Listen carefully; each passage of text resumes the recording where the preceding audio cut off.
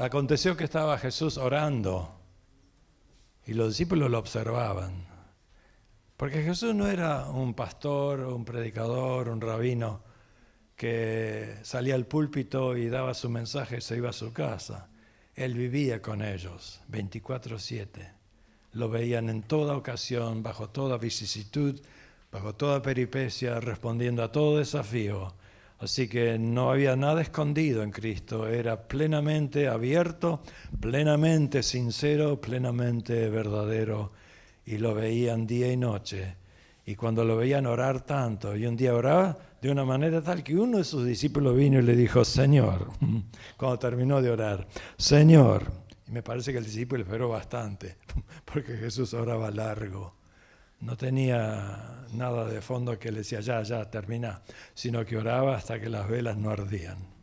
Y cuando Jesús oraba, los discípulos lo escuchaban muchas veces. Tanto que alguien registró, como Juan, una oración sacerdotal en el capítulo 17, palabra por palabra. ¿Cómo es eso?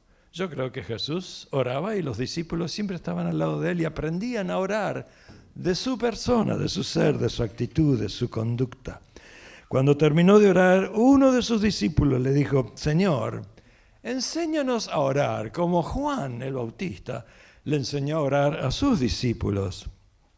Entonces les dijo, cuando oréis, decid, Padre nuestro que estás en los cielos, santificado sea tu nombre.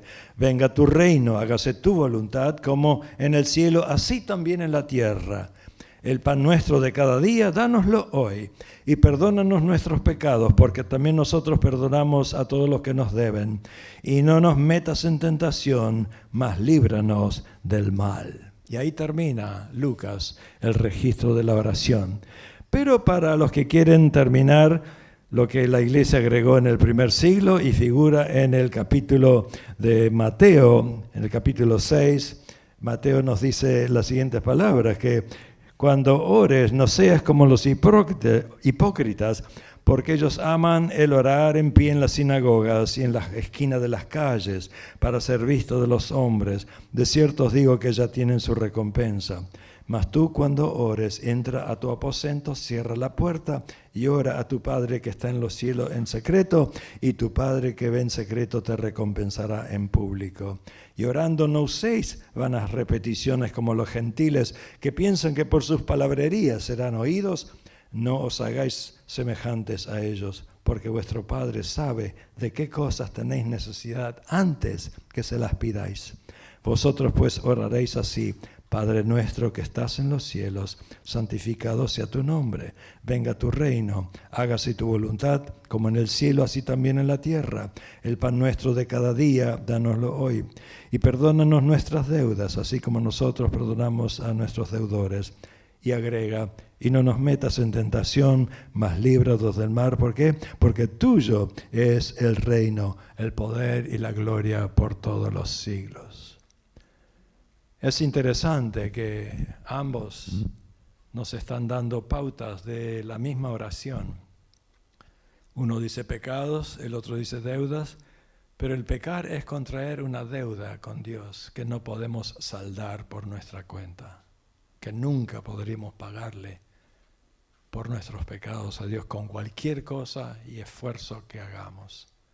Entonces, las tradiciones cristianas han considerado a la oración como algo tradicional, como un rezo memorizado, un rito religioso, una obligación ceremoniosa, una disciplina, una costumbre repetitiva, manualizada, vertida en fórmulas repetitivas. En algunos círculos la oración ha sido prescripta como un ejercicio en expiación por tus pecados. Si hiciste algo malo, tenés que orar 10 Padre Nuestros, no solamente uno.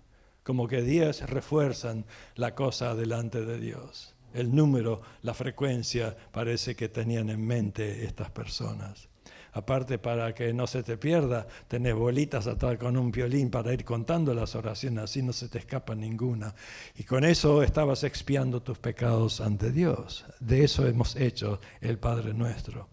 En nuestros círculos evangélicos, la acción de gracia representa un preámbulo antes de comer, un desayuno, una merienda, una cena, y también la introducción a nuestras liturgias y el cierre de las mismas. además de ser utilizada de varias maneras con diversos motivos funcionales. Pareciera redundante entonces hablar en este domingo que debemos aprender a orar, porque oramos bastante. Pero no hay nada malo reforzar ciertos puntos para poner los puntos sobre las íes y corregir deficiencias en nuestra manera de acercarnos a Dios. Podemos indagar acerca de la naturaleza, el significado de la oración, la razón por la cual oramos, la función que desempeña, el estilo empleado y otros pormenores relacionados al tema. Nuestras costumbres han distorsionado su función muchas veces, al considerar la oración como una herramienta, o como un bastón cuando se nos rompe un pie, o una rueda de auxilio cuando tenemos algo que anda mal en nuestras vidas. Nos acordamos de que, después de todo, hay un Dios en el baúl del carro, en vez de ser el motor, motriz, el eje que nos mueve en nuestra vida personal. Es decir, que a veces hemos representado a la oración en tantas maneras existenciales, pero realmente es un diálogo vertido desde nuestro ser interior hacia Dios que denota comunión, denota amor, caracterizado por cierta familiaridad, calidad relacional, devoción, adoración, agradecimiento por un lado y un listado de peticiones asociadas a nuestras necesidades. Además de representar un proceso relacional positivo y adecuado, la oración a menudo ha adquirido formas aberrantes o basadas en motivos equivocados, intenciones mal dirigidas, valores que desentonan con los propósitos de las Escrituras, de la voluntad de Dios. Y de manera consciente o inconsciente, entramos con ese deseo humano de adquirir control, manipular a Dios, tratando de hacer palanca y establecer contratos que aventajen nuestro ser, forzar su mano. Inclusive en los coritos, fe mueve la mano de Dios, entonces le da la intención al creyente de decir, yo lo puedo mover a Dios con mi oración. Qué pedante, un mosquito sentado en el aspa de un buey y dice, estamos arando. No, es el buey el que está arando, el mosquito no contribuye mucho al arado. La cuestión es esta, que nosotros queremos que la oración se centre en nuestras necesidades a menudo. Orar de tal manera es orar mal, porque Santiago 4 dice el verso 3, pedid y no recibís porque pedís mal para gastar en vuestros deleites. Qué cosa, ¿no? La intención de la persona que ora puede ser objeto de análisis. Vamos a orar como los hipócritas. ¿Qué son hipócritas? En la usanza griega antigua era la máscara que se ponían los que eran los actores. No había actrices. Los hombres hacían de mujeres también con las máscaras. Y la máscara era un símbolo de una representación hacia las personas que lo estaban escuchando. Y el que era el mejor hipócrita se ganaba un Oscar. Así que le daban un premio al mejor hipócrita. En la iglesia deberíamos tener un montón de Oscars para repartir a granel, pero es otro asunto, no estoy deseando de este día. Los fariseos, los publicanos oraban de diferentes maneras. El fariseo oraba en las plazas y con palabras como Señor Todopoderoso, y se iba por las tangentes para que la gente lo vea y diga, Jesús dijo, ya tiene su recompensa. Cuando ustedes oren, enciérrense en su cuartito y ahí oren. Y la verdad, cuando nos dicen, hermano, ore, y hay una convención de 6.000 pastores y están todos quienes en el mundo evangélico, nos largamos una oración que hasta la gente dice, wow, hasta Cristo debe estar impresionado. Pero cuando oramos en el cuarto decimos, metí la pata otra vez, qué miserable que sos, ¿cómo podés amar a un berrinche como yo? ¿No? ¿Por qué no oramos así en público? ¿Por qué no oramos sinceramente delante del uno y el otro? Porque la iglesia es un disfraz, otro disfraz y una fila de disfraces que nos ponemos para aparentar que somos personas ya santificadas. Es decir, que nos falta a veces esa honestidad y sinceridad con la cual el publicano se tiró de cara al piso, diciendo, no soy digno de estar en tu presencia. Y Jesús miró al fariseo que decía, Porque el fariseo le informaba a Dios como que Dios no sabe. Yo ayuno 2 veces por semana, ¿te acordás? Yo doy diezmo de todo lo que tengo. Tenía una plantita de menta, tenía 11 hojas y le di una hoja y un cachito más para cumplir con el diezmo. Eran exagerados. Y le decía a Dios lo que hacía y Jesús dice, esa oración apesta, digamos. El que fue justificado fue el publicano. ¿Qué era publicano? Un recolector de impuestos que trabajaba para Roma siendo judío. Entonces era un vendepatria, la gente lo odiaba. Nadie lo quería en su casa, nadie se acercaba, no tenía amigos. Sabía que era miserable en el mismo pueblo. Entonces Jesús dice, este fue justificado delante de Dios, este otro no. La actitud, como dijo mi hermana, es lo que vale en la oración, en la dádiva, en el ayuno. Es la actitud del corazón. Entonces, en resumen, el orar de tal manera que si pedimos mal tenemos que cambiar, y más allá de la postura corporal, se trata de la actitud del espíritu. Y hay muchas oraciones en el Antiguo Testamento y en el Nuevo Testamento de personajes bíblicos, como David, al dedicar sus salmos a Dios en oración, o Salomón, al dedicar su templo. ¿Sabían que es la oración más larga de todo el Antiguo Testamento? Una oración portentosa, tremenda. Si querés aprender a orar como el sabio Salomón, lee su oración. A ver cómo él se dirige a Dios en reverencia, en petición, en alabanza, etc. O Daniel, que oraba 3 veces por día, mirando a Jerusalén para estar conectado con su pueblo, aun cuando estaba desterrado en Babilonia. O Nehemías, que vino a reedificar los muros y de noche los medía y por fe estaba organizando cómo reconstruir el muro de Jerusalén, orando a Dios. Hay como 12 instancias en su libro de orar en el instante, espontáneamente, y tiene una oración modelo en el capítulo 1. Si querés aprender a orar, lee Nehemías capítulo 1 y vas a ver cómo él tiene alabanza, adoración, petición, etc. Tiene toda una rúbrica que nos enseña de cómo acercarnos a Dios. También el mismo Jesucristo, Juan capítulo 17, una oración modelo por todos sus discípulos.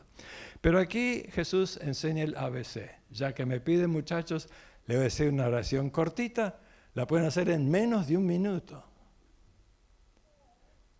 ¿Te imaginas una oración que Jesús enseñó menos de 1 minuto? Que no es tanto la palabrería y la cantidad de palabras, sino la intención y el significado de cada palabra que sale de tu boca en plena conciencia delante de Dios. ¿Qué es plena conciencia? Es estar en el momento y captar lo que ocurre en manera concreta, válida, asegurada, perceptiva, y atribuyendo significado a la realidad. ¿Algunos de ustedes usan anteojos?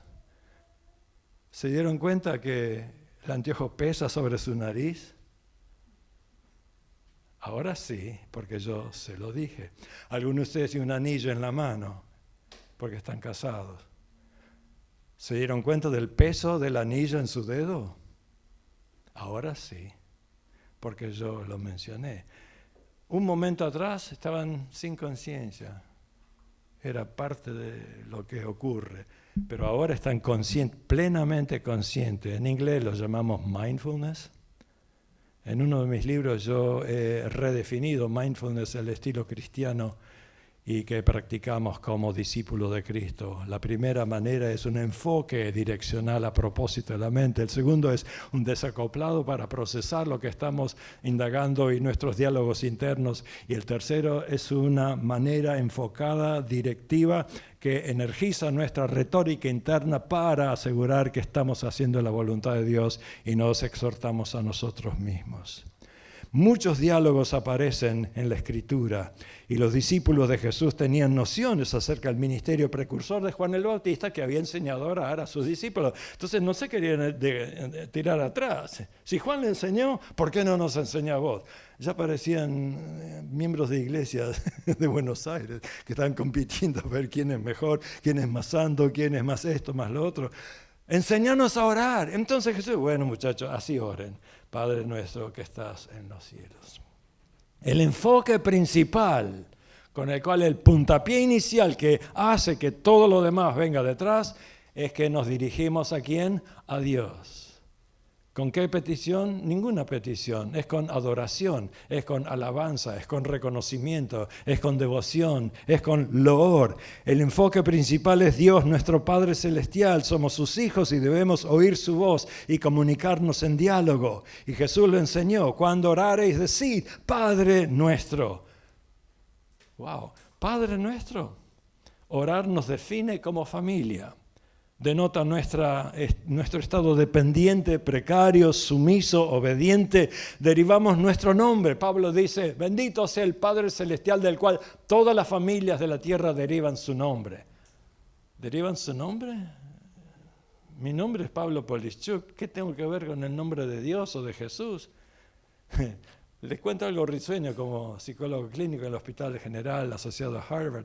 Yo tenía pacientes que se llamaban Jesús. Muchos pacientes hispanos se llaman Jesús. Y viene uno de los Jesuses, pero viene muy temprano a la terapia, era psicótico. Entonces, como vino temprano a la terapia, le dije a la secretaria, decirle que vengan 2 horas, porque eran 2 pacientes antes que él venga. Entonces ella le dijo, mirá Jesús, tenés que esperar y esto y lo otro. Y después, pero yo no sabía eso. Ella hizo todo el trámite y me mandó un memo del Hospital General de Massachusetts diciendo, Jesús viene otra vez a las 2 de la tarde. Y dije, wow, mi secretaria sabe algo que yo como pentecostal no sé. Pero era otro Jesús, un Jesús psicótico, que no tenía nada que ver con mi Jesús. Así que el nombre... Bendecido sea tu nombre. El nombre no es J-E-S-U. No. El nombre es lo que significa su carácter, sus rasgos, su excelencia, su magnanimidad, sus portentosas cosas que hace. Es lo que es más que lo que podemos admirar o decir o se nos terminan los adjetivos.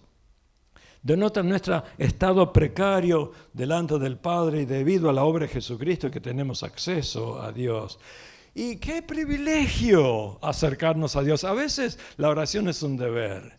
Cuando yo era chico, mi papá nos obligaba a orar y nos obligaba a estudiar la Biblia, a memorizar los proverbios, a memorizar el libro de Romanos. Y uno memorizó tanta escritura que le quedó embutida hasta el resto de su vida. Ahora doy gloria a Dios por eso. Pero no me gustaba cuando me decía, tenés que hacer esto y esto y esto y esto y esto. Pero redundó en un beneficio en la posteridad. ¿Y por qué digo que es un privilegio? Porque los del antiguo pacto, los israelitas, y todos ellos eran discípulos de Jesús, aunque Lucas no era discípulo de Jesús, es un médico amado griego que se acopló a Pablo y escuchó todo lo que escuchó de los testigos que él investigó para escribir su evangelio. Pero cuando escribían los judíos, escribían acerca de su pueblo, ellos no tenían esa libertad de entrar al lugar santísimo. Cuando Dios se reveló en el Éxodo y le dijo, háganme un santuario y yo viviré con ustedes. ¿Cómo un Dios 3 veces santo va a habitar en medio de un pueblo tan pecador? Bueno, él puso barreras.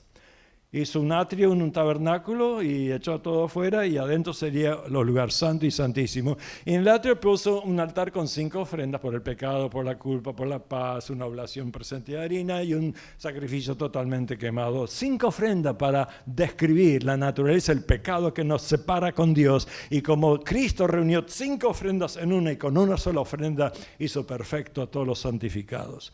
Después del altar está la fuente donde uno se lava las manos y los pies, como para decir, lo que ministras y cómo andás tiene que ser limpio y santo delante de la presencia de Dios. Después hay otra puerta al lugar santo. Hay una mesa con 12 panes, el pan de la presencia ante Dios, del cuerpo de Cristo, y un candelero con 7 brazos, la luz perfecta del mundo. Y hay un lugar de incienso que eran las intercesiones por nosotros ante la presencia del Padre. Y después un velo que nadie podía romper, pero a la hora que Cristo murió fue roto de arriba hacia abajo. No de abajo arriba. El hombre no hizo nada. Dios hizo todo. Roto en 2, abriendo un solo camino, no 2 o 3. Roto a las 3 de la tarde, a la hora que Cristo justamente murió ese viernes. Y también nos abrió el lugar. ¿Y sabe lo que el autor a los hebreos dice?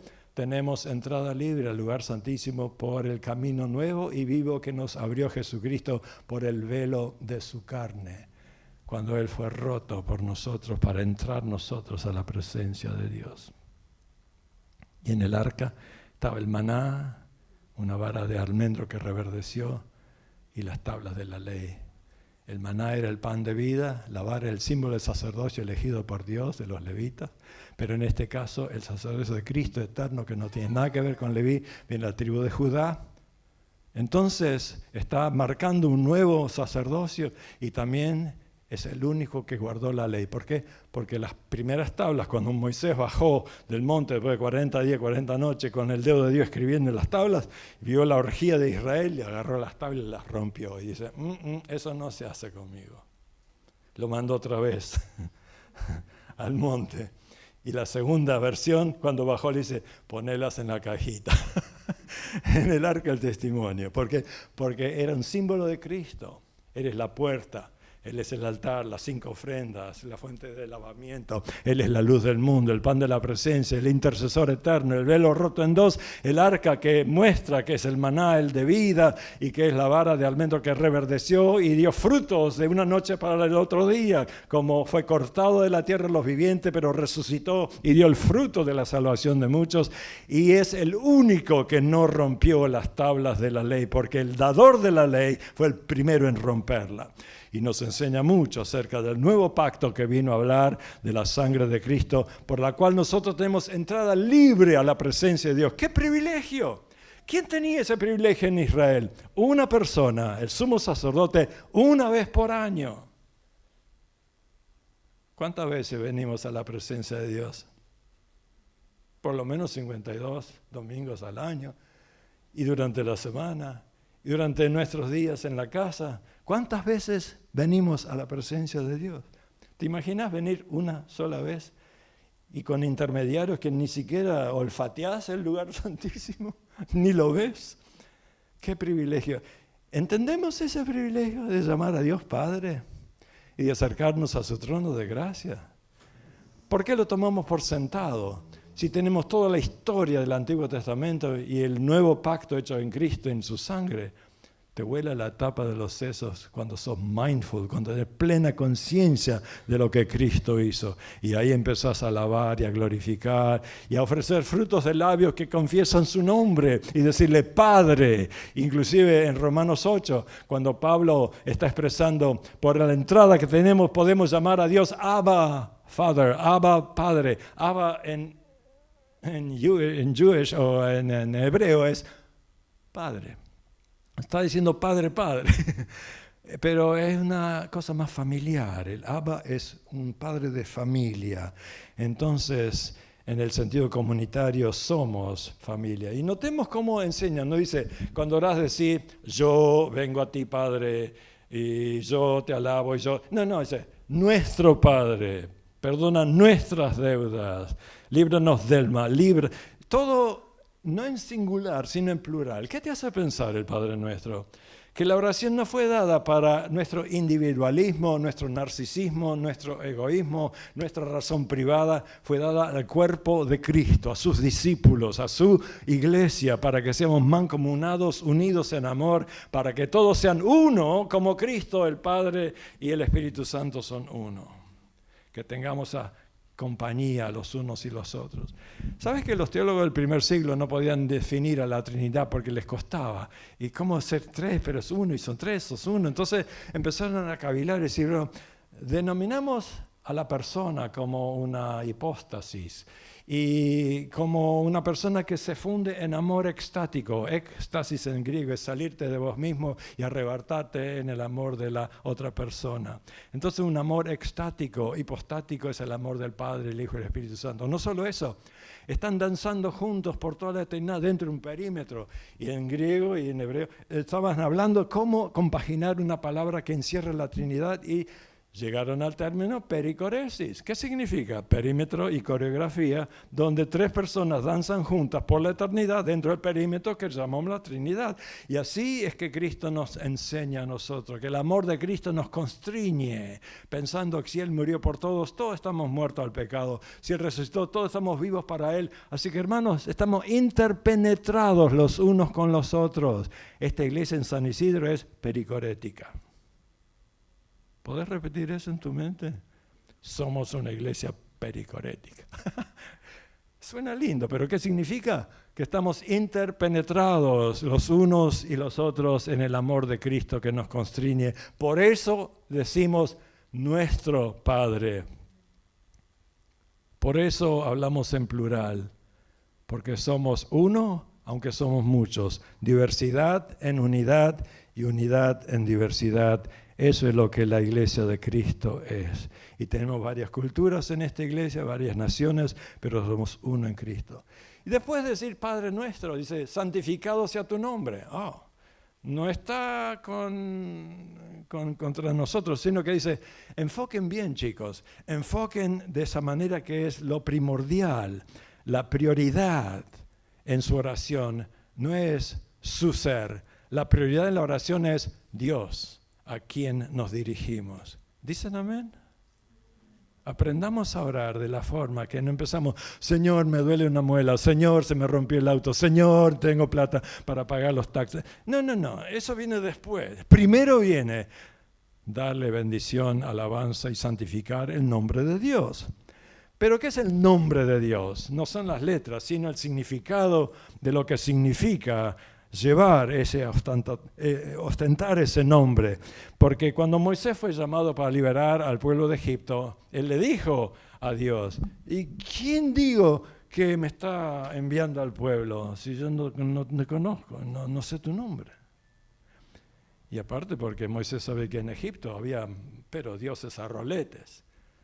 Estaba Amón, estaba Ra, estaba Isis, tantos dioses para cada ocasión. Y cuando iban a Canaán, todos los cananeos tenían dioses según la provincia, según la región, según el territorio.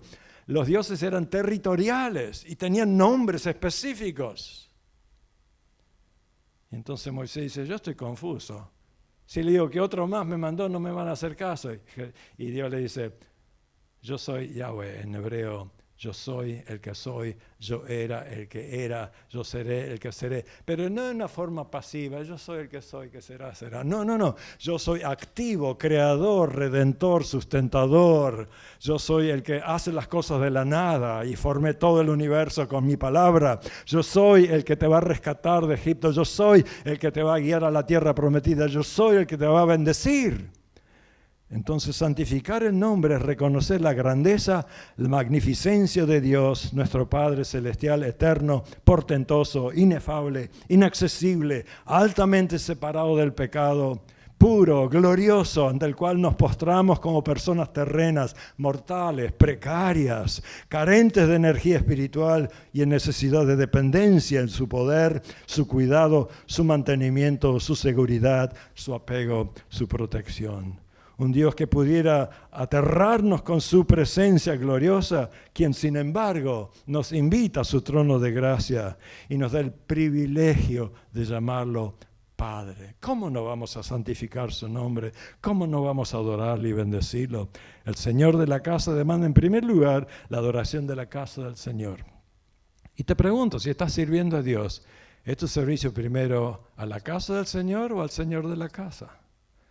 Porque Jesús claramente te indica, tu primer servicio es al Señor de la casa, complacer su corazón y no complacer tanto a la casa del Señor que te aplaude o que te crucifica según sus caprichos.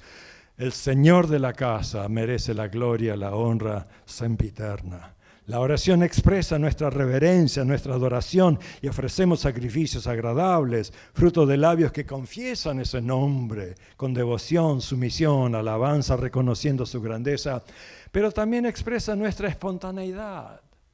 A mí me gusta Nehemías porque en el medio de la trifulca ahí le dices, Padre, acordate lo que estoy haciendo, pero tiene esa relación personal con el Dios que quiere restaurar. ¿Y quién era Nehemías? No era sacerdote. No era rey, no era profeta. ¿Quién era? Uno que probaba el Malbec antes que el rey lo tome. ¿Puede un probador de Malbec ser usado por Dios? No en las asambleas de Dios. Pero en Nehemías tenemos... No estoy abogando, no estoy pervirtiéndolos, hermanos. Simplemente parece que Dios usó a un copero del rey que tenía que ser una persona digna de confianza. ¿Por qué? Porque muchos reyes murieron porque eran envenenados con el vino. Y el copero tenía que tomarlo en la presencia del rey. Y si no caía muerto a los 2 o 3 minutos, el rey tomaba. Si caía muerto, ya pasa el segundo. Pero era una cosa, y Nehemías era así. Así que Dios usa, no solamente reyes, sacerdotes, profetas, evangelistas, pastores, maestros, usa a un Juan de los Palotes, que es un buen administrador y es capaz de hacer la voluntad de Dios y guiar al pueblo a restaurar los muros de Jerusalén. Entonces estamos hablando de eso. Y las posturas, él estaba a caballo orando. Acá, ¿podés orar a caballo? Bueno, si perteneces al hipódromo acá a 3 cuadras, podés orar. Yo tengo varios amigos polistas de Argentina que van a Hamilton, a mi ciudad, a jugar al polo. Y muchos de ellos son creyentes fervorosos católicos y oran mucho a caballo. Así que hay gente que ora a caballo, como Nehemías. Otros, Daniel se arrodillaba 3 veces por día, Cristo oraba de rodilla, Pablo oraba de rodilla, Pedro también. Muchos de los salmistas hablan de orar acostados antes de levantarte siquiera. Y nosotros también oramos cuando manejamos el auto, especialmente cuando tenemos que patear un penal. Tenemos que orar para que Dios nos ayude a vencer. Cosas así que están embutidas en nuestra cultura entonces. Arrodillarse para orar denota un sentido de sumisión, de humildad, de dependencia, de respeto, de reconocimiento de la grandeza de Dios, de su misericordia en perdonar, su poder en investirnos para hacer lo que Él quiere que seamos y hacer lo que Él quiere que hagamos. Entonces, después de ahí es que aprendemos a establecer prioridades en nuestra vida. Venga tu reino. ¿Qué significa eso? Los judíos esperaban un rey con todo el séquito y viene una persona en un burro a Jerusalén. Hosana, Hosana. Y la gente dice, este es el rey, este es el Mesías, en un burro. Y la verdad que la gente que reconocía al Mesías le tiraba sus mantos y palmeras. Las palmeras son baratas, uno arranca la hoja y la pone, pero dale el manto. El manto en ese tiempo era tu característica, era muy costoso, era tu credencial. Yo me imagino a las personas serviciales a Dios tirar sus sacos para que el burro lo pise. Y a veces yo comparo a los predicadores con el burro que lleva a Jesús a Jerusalén. Pero se la agarran para sí mismos. Piensan que me tiraron mantos, me tiraron palmeras. No es para vos, che, es para el que está encima tuyo. Al que traes a Jerusalén, ese merece la gloria, no el que lo trae a caballo, digamos. Entonces aprendamos a establecer prioridades, a que su reino venga a nuestra vida. Es imperativo reconocer que es lo primordial, lo que debemos buscar. Buscad primeramente qué comer, qué vestir, dónde alojarse, y después el reino de Dios será añadido. ¿Es lo que dice Mateo? ¿No es al revés de la cosa? Buscad primeramente el reino de Dios y su justicia. Las demás cosas, el Padre sabe que las necesitas, te las vas a proveer, no tengas problema.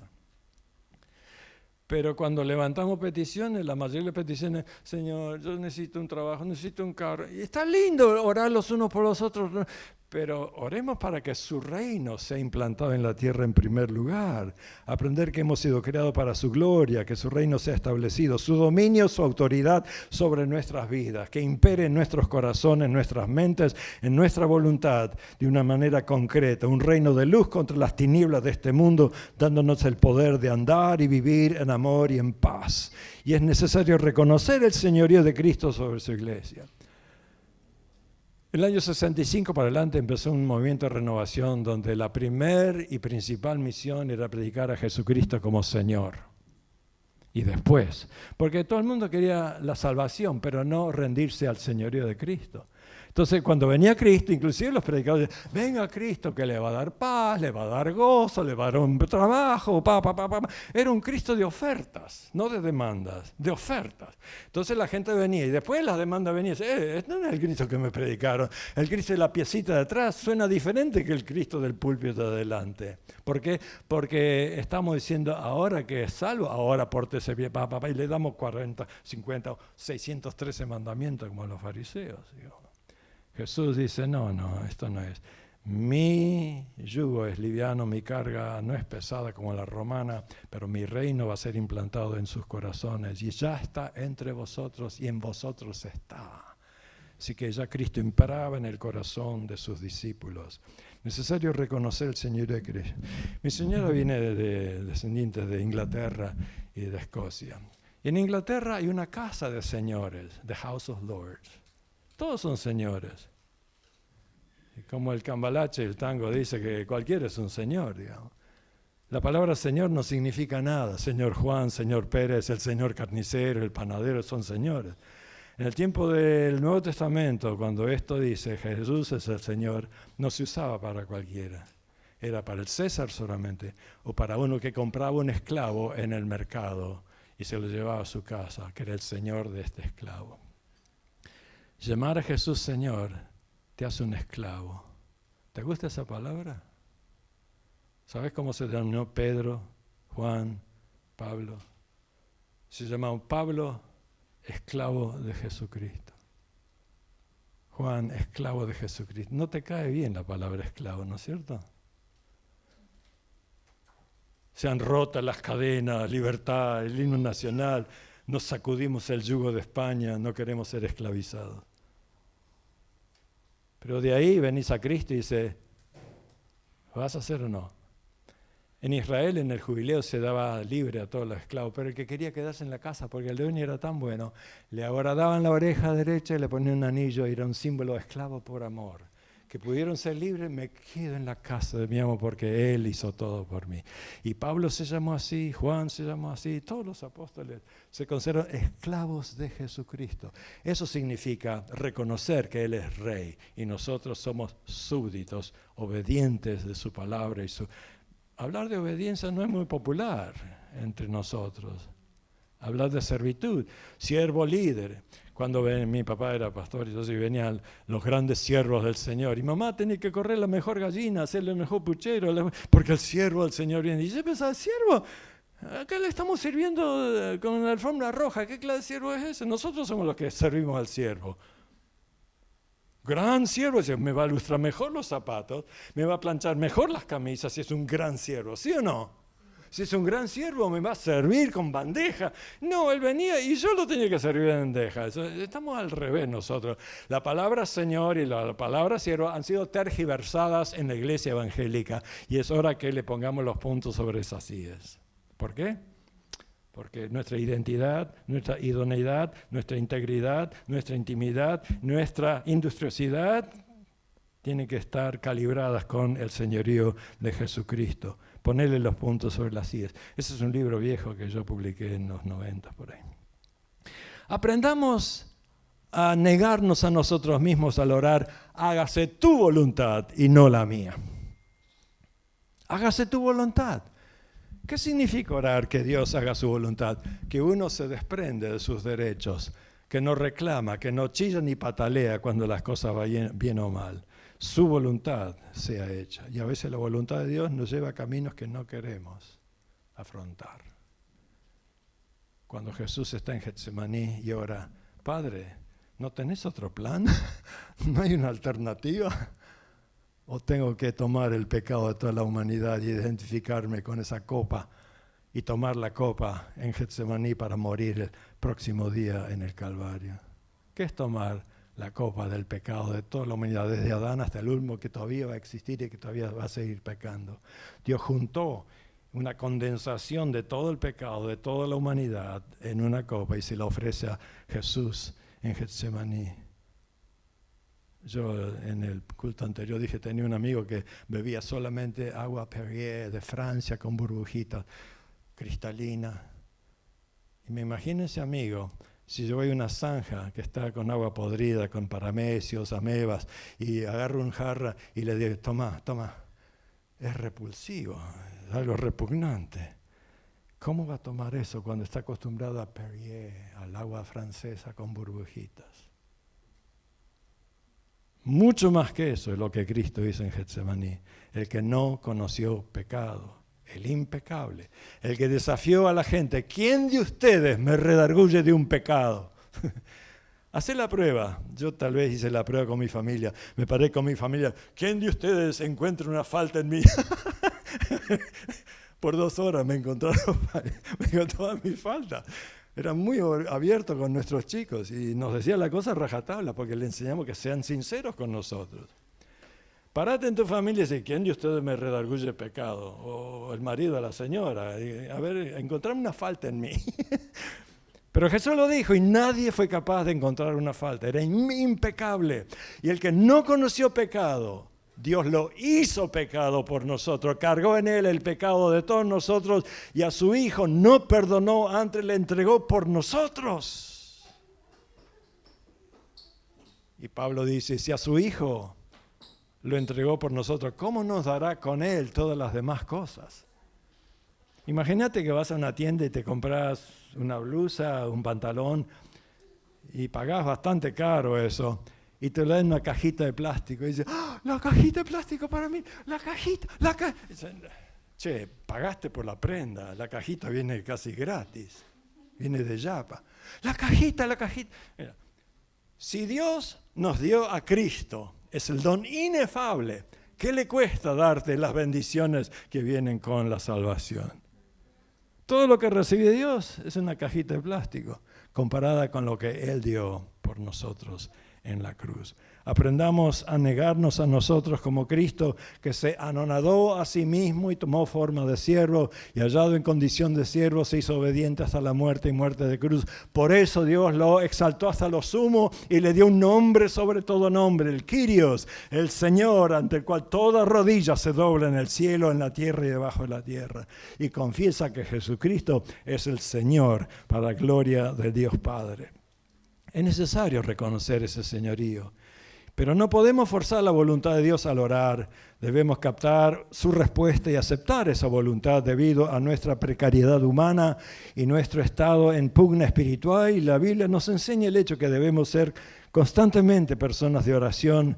El apóstol Pablo aludió a la oración considerándole un proceso continuo, el despliegue continuo de una actitud, postura, motivación y determinación. Orad sin cesar. A menudo oramos espontáneamente, sin embargo, en muchas ocasiones debemos darnos a otras palabras, a otras persistencias al orar en ocasiones festivas o en ocasiones eclesiásticas, pero no confundamos las cosas. Tenemos que ser espontáneos también en la presencia de Dios y orar como Dios nos manda. Aprendamos que después de decir Padre Nuestro y después de decir sea santificado tu nombre, y después de venga tu reino, y de hacer hágase tu voluntad. Después de todas esas cláusulas es que vienen las peticiones. ¿Podés aprender a orar de esa forma? Que antes de pedir cualquier cosa.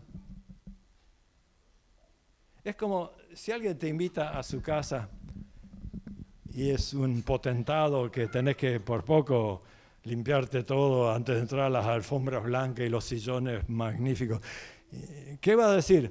Dame de comer, tengo sed. ¿Así te introducís a ese señor? No, cuánto agradezco la gentileza de haber sido invitado a su presencia. Algo así para que reconozcamos lo que hicieron por nosotros. Pero nosotros al orar a veces vamos directamente al grano. Dame esto, dame lo otro, necesito esto, necesito lo otro. En vez de decir, no, primero, Padre nuestro, celestial, santificado, todo eso. Jesús nos enseña prioridades. ¿Y qué podemos pedir? Bueno, nuestro pan cotidiano, danos hoy sustento, alimento. Para nosotros pedir el pan cotidiano no es gran cosa hoy día porque tenemos pan todavía. Y con harina 4.0 para colma en Argentina, ¿no? Así que no es problema. Pero en la época de Jesús no había tanta cosa. Mucha gente no comía todos los días, mucha gente no tenía pan todos los días. Y conseguir el pan era un suplicio para mucha gente pobre. Pero Dios, a través de Jesús, les recuerda, yo les voy a proveer. Como provee el maná en el desierto, voy a tomar cargo de mis hijos en este tiempo también. Dios es fiel. En el contexto del Nuevo Testamento no había tanta certeza.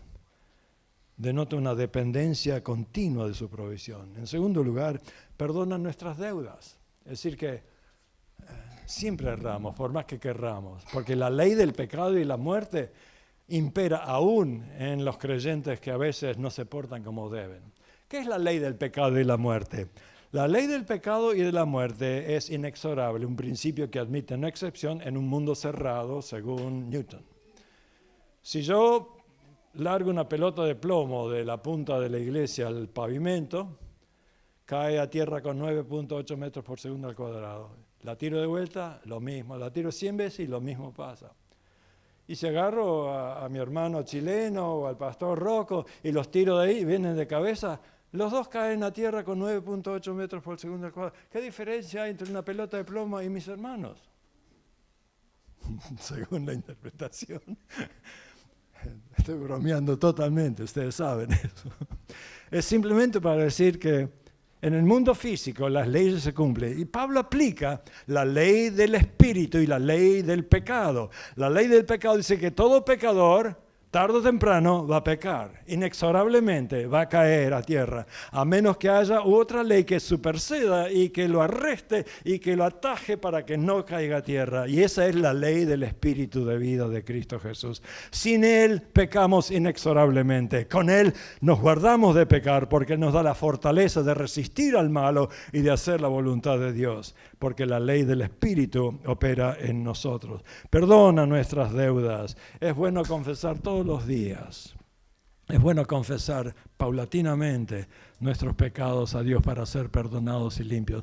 Pero es algo especial que es la única cláusula que Jesús califica como nosotros perdonamos a nuestros deudores. El antiguo pacto no tenías que perdonar así nomás, porque la ley te permitía ojo por ojo, diente por diente. ¿Y por qué?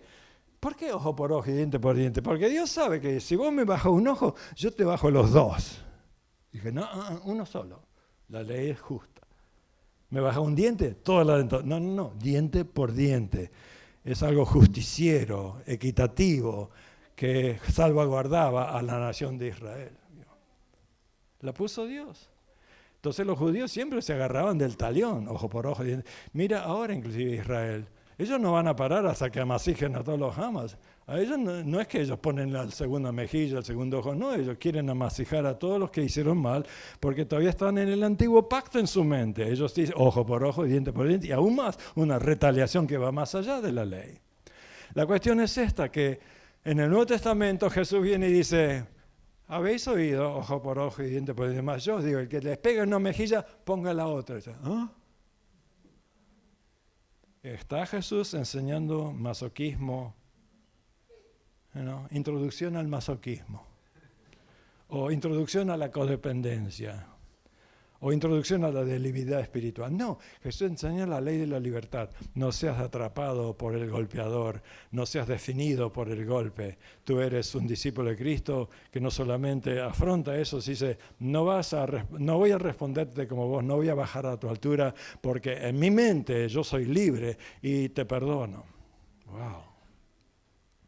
El muchacho va a visitar a su novia, en el soldado romano le carga la mochila. Y le dice, tenés que caminar 1 milla según el César. Y Jesús dice, no, camina 2. Entonces el chico a la milla le dice al soldado, ¿usted se ofende si yo se la llevo otra milla? El soldado, mira, a este le pateó una mula, le calentó el solo seso. ¿Qué le pasa a este chico? No, que su Señor me dice 1 milla, pero mi Señor me dice 2.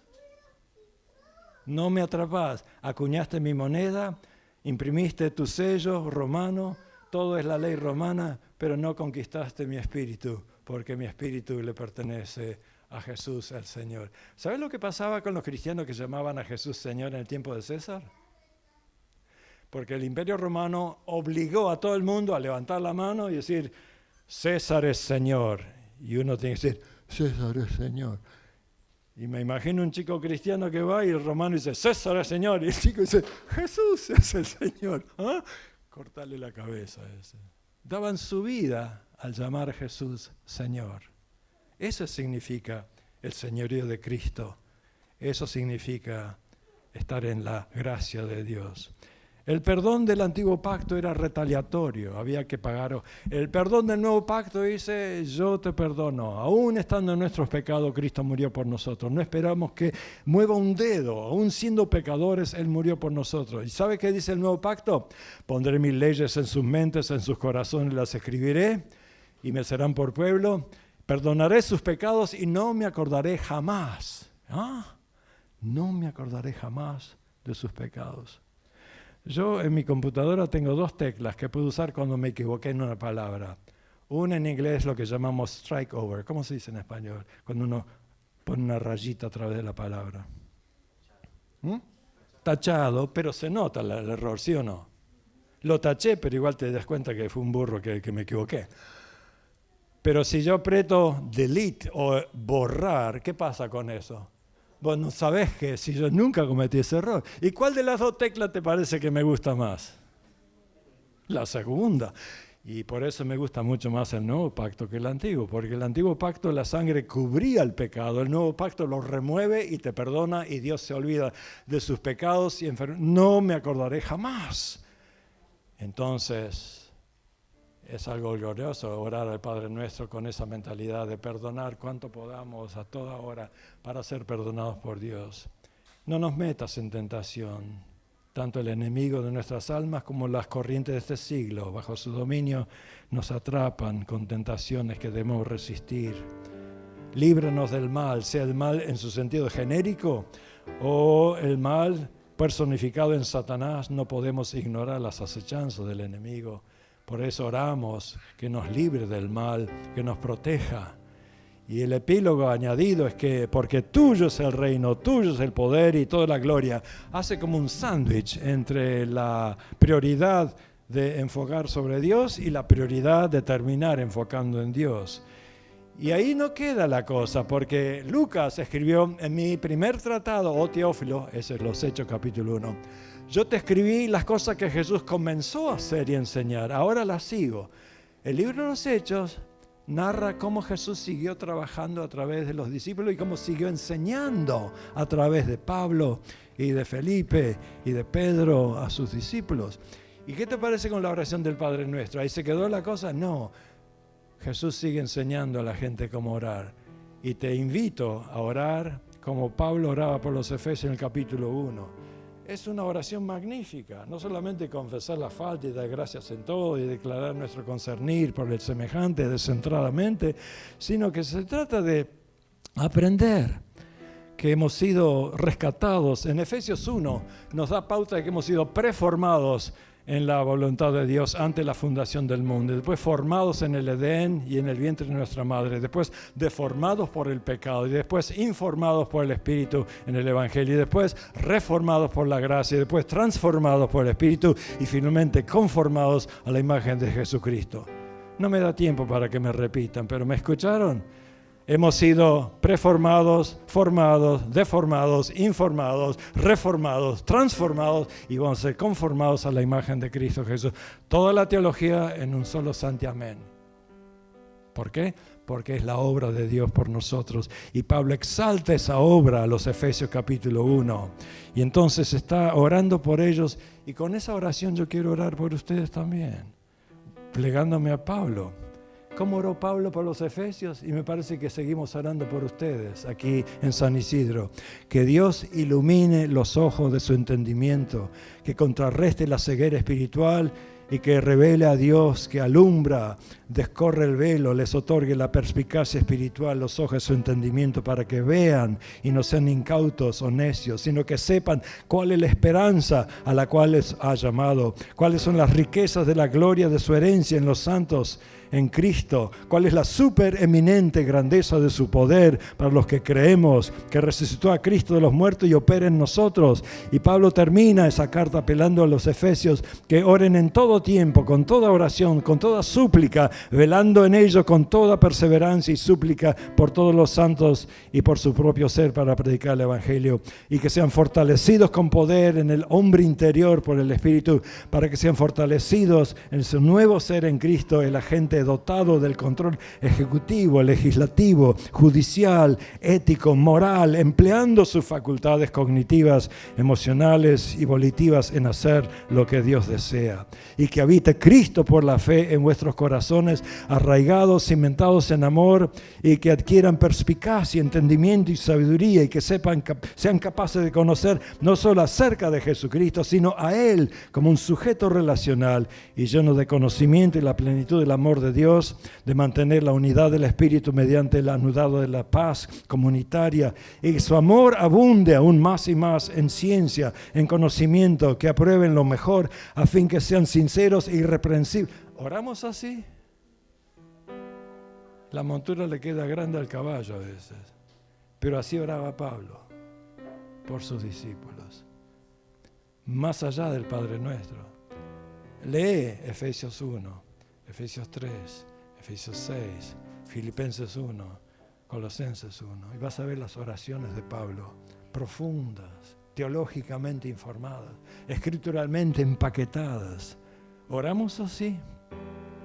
Ya que este domingo es aprender a orar, les recalco la necesidad de avanzar más allá del Padre Nuestro. Que el Padre Nuestro es fantástico, una cápsula para recién nacidos en Cristo. Pero al crecer, ojalá que nuestras oraciones también reflejen tal madurez espiritual. Cuando mi chico tenía 2 años, decía Gugu Gaga.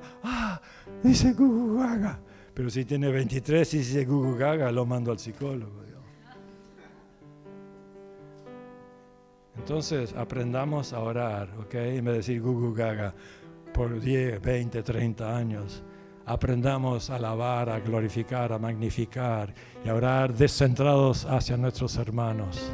Para entonces decir, estamos aprendiendo a orar.